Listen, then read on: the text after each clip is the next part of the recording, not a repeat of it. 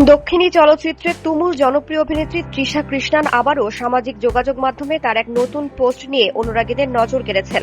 সম্প্রতি ইনস্টাগ্রামে বাদামি রঙের একটি ট্রেন্ডি টপ ও ম্যাচিং স্কার্ট পরা নিজের বেশ কয়েকটি আকর্ষণীয় ছবি শেয়ার করেছেন তিনি। চামড়ার বেল্ট পরা এই নজর কাড়া পোশাকের ছবিগুলোর সঙ্গে তৃষা একটি রহস্যময় ক্যাপশন যুক্ত করেছেন, জানিয়ে তার ভক্তদের মধ্যে ব্যাপক জল্পনা কল্পনা সৃষ্টি হয়েছে।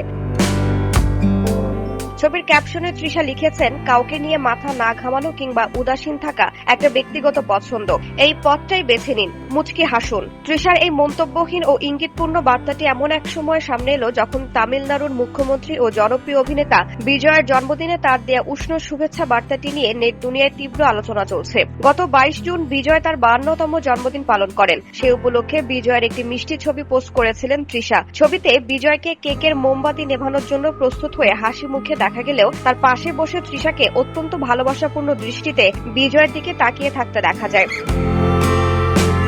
ছবিটি পোস্ট করে তৃষা ক্যাপশনে লিখেছিলেন, যিনি আমার সবকিছুকে সার্থক করে তোলেন তাকে শুভ জন্মদিন। সামাজিক মাধ্যমে বিজয়ের জন্মদিনে সেই বিশেষ পোস্টটি ব্যাপকভাবে ছড়িয়ে পড়ে এবং তা দেখার পর ভক্তরা অনুভূতির প্রকাশ ঘটিয়ে ইতিবাচক মন্তব্য করেন। তামিল সিনেমার জগতে বিজয় এবং তৃষা অন্যতম জনপ্রিয় ও সফল অন-স্ক্রিন জুটি হিসেবে বিবেচিত হয়ে আসছেন। 2 দশক ধরে তারা একাধিক সুপারহিট চলচ্চিত্রে জুটি বেঁধে কাজ করেছেন।